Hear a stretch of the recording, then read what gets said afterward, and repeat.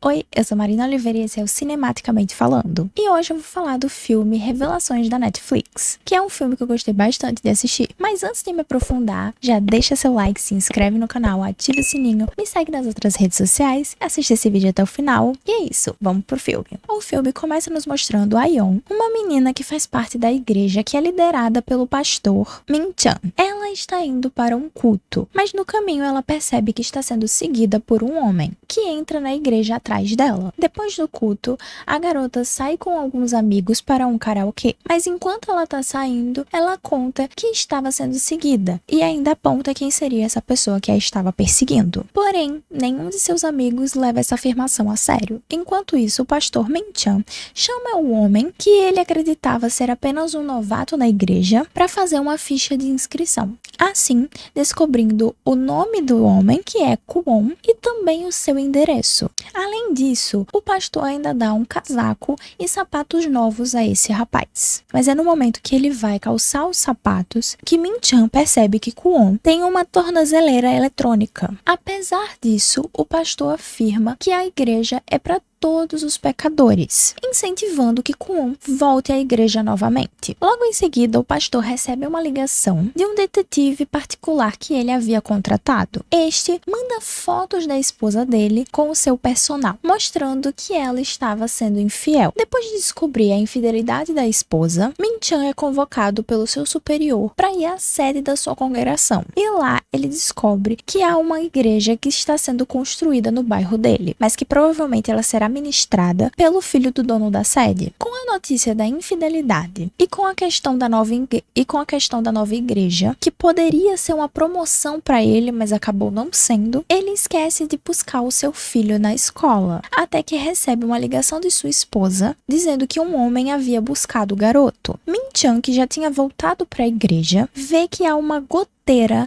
bem em cima da foto que ele havia tirado para a ficha de Kwon. Para ele, isso foi um sinal divino. Então, ao pesquisar a ficha criminal do Kwon, o pastor descobre que ele já tinha sido preso por sequestrar e abusar de uma garota. Com essa informação, ele resolve ir atrás do Kwon, pega o endereço dele na ficha e, ao chegar na casa dele, percebe que ele estava com uma pá e algumas outras coisas em seu carro. Então, Min-chan resolve segui-lo, mas o perde por alguns instantes, até que em um local deserto, o Min-chan e o Kwon entram em conflito e o pastor empurra o suposto sequestrador morro abaixo, fazendo com que ele batesse a cabeça em uma pedra. Supondo que Kwon estivesse morto, Min-chan joga ele penhasco abaixo e logo depois recebe uma ligação de sua esposa dizendo que tudo não passou de um engano e que na verdade o filho deles estava na casa de um colega de escola e que houve uma falta de comunicação entre os pais e os professores. No outro dia, o Min-chan recebe uma visita da polícia. Isso porque ele havia ligado para fazer uma denúncia sobre o desaparecimento do seu filho e suas suspeitas sobre o Kwon. Então, quando ele é perguntado, ele fala várias verdades.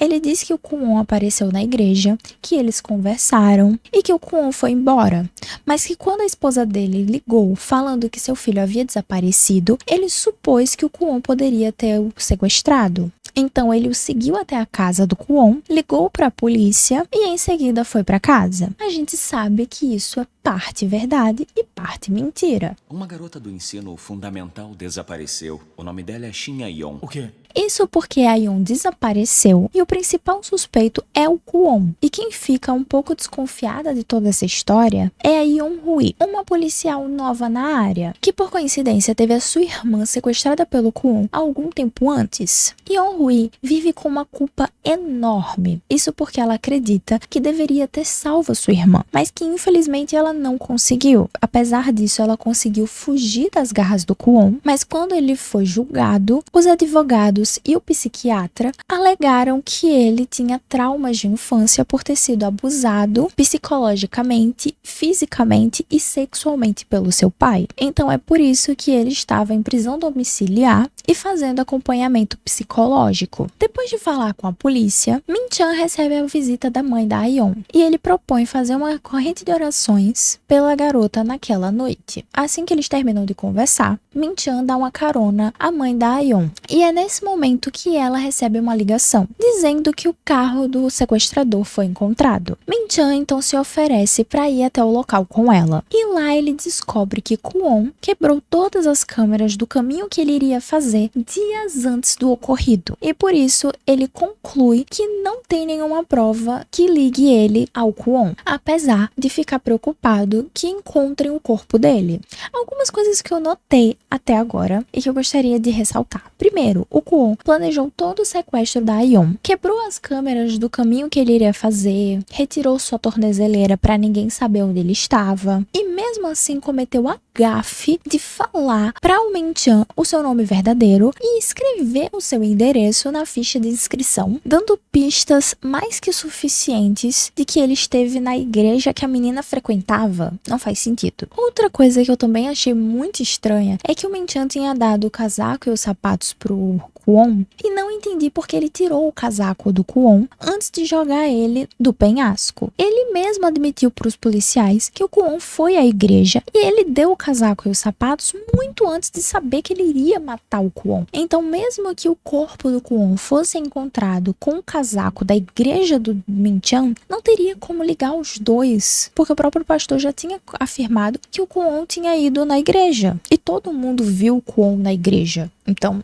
não faz sentido. Enfim, mais tarde, Min-chan pega sua esposa para levá-la à casa de repouso em que ela faz um trabalho voluntário. Mas antes, ele conversa com ela e pede para ela admitir os seus pecados, já que ele, pouco tempo antes, tinha falado com seu superior e iria ser o pastor da igreja nova, já que o filho dele tinha sido exonerado para outro país por ser infiel à sua esposa. Não exonerado, ele foi realocado para outro país por ter traído a esposa. Então, ela admite a traição, pede desculpa e eles fazem uma oração. E depois de muitas lágrimas, fica tudo bem entre eles. Chegando na casa de repouso, que especificamente nesse dia ele resolve ir junto com ela, ele descobre que um homem caminhou das montanhas até aquela casa e que chegou lá todo empoeirado e todo ensanguentado. Obviamente, se tratava do Kwon. Então,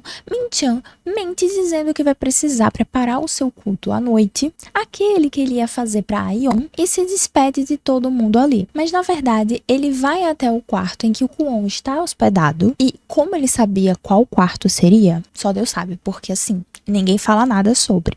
Lá, ele pega o Kwon e leva ele para um prédio abandonado. Coincidentemente, a casa de repouso até tem câmeras, mas elas não funcionam mais. Nossa, que coincidência, né?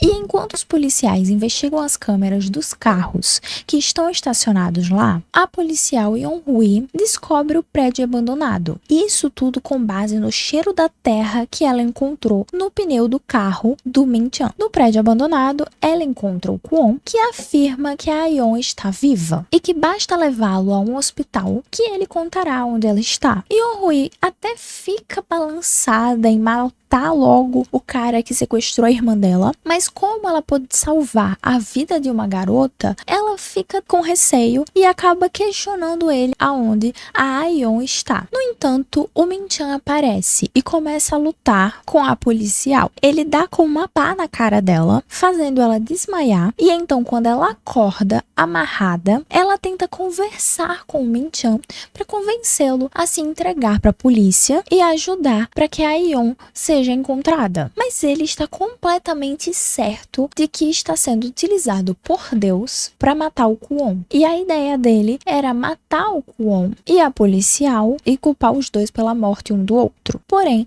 a Yeon-hui consegue se soltar, luta contra o Min-chan, consegue algemá-lo a um encanamento, porém ela não consegue salvar o Kwon, que acidentalmente cai do prédio. Mas antes ele fala uma frase bastante importante, que um homem de um olho só comeu a Ayeon. Yeon-hui chama a polícia, o pastor é preso e todos voltam os seus esforços para encontrar a garota. Mas é falando com o psicólogo do Kwon que a Yeon-hui percebe onde a Ayeon pode estar. Primeiro, que as buscas já tinham sido limitadas ao local do trabalho do Kwon, já que o rastro de câmeras quebradas davam mais ou menos para aquela área, mas como ele estava trabalhando para uma empresa de demolição, a área era muito extensa e levariam dias até encontrar a garota. E sem água ou comida, ela não sobreviveria? Foi então que a Yoon-hee viu desenhos do Kwon durante a sua infância e, ao analisá-los e unir a fala dele de que o homem de um olho só havia comido a Ayeon, ficou claro para ela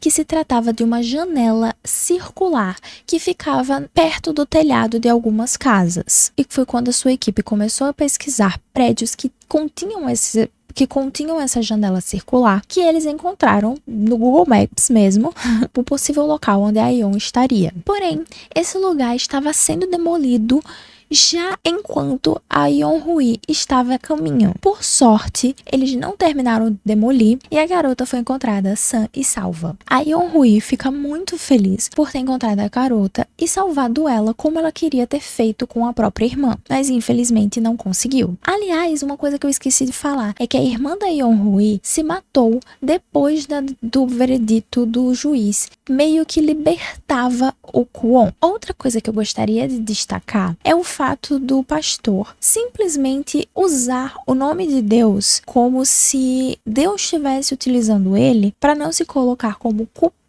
das próprias atrocidades que ele fez. A partir do momento que ele se livra do que ele achava ser o corpo do Kwon, ele simplesmente começa a acreditar que tudo aquilo foi premeditado por Deus e que ele só estava agindo da forma que Deus queria que ele agisse. O que para mim é uma forma clara de mostrar que, na verdade, ele só não queria ser responsabilizado pelos atos que ele mesmo teve, colocando a culpa em um terceiro. Enfim, depois de encontrar a Ayeon, a policial vai fazer uma visita ao pastor e conta que encontraram a garota. E ao contrário do que ele pensava, foi com vida. E é a partir desse momento que o Min-chan percebe que, na verdade, ele não foi utilizado por Deus e começa a acreditar que ele foi usado pelo próprio diabo. Isso a gente pode notar quando ele chega à sua cela e começa a limpar uma imagem que seria supostamente uma imagem divina, e quando ele tenta limpar aquela imagem, ela vai ficando cada vez mais distorcida e mais diabólica, o que para mim reflete claramente essa alusão de que ele, mais uma vez,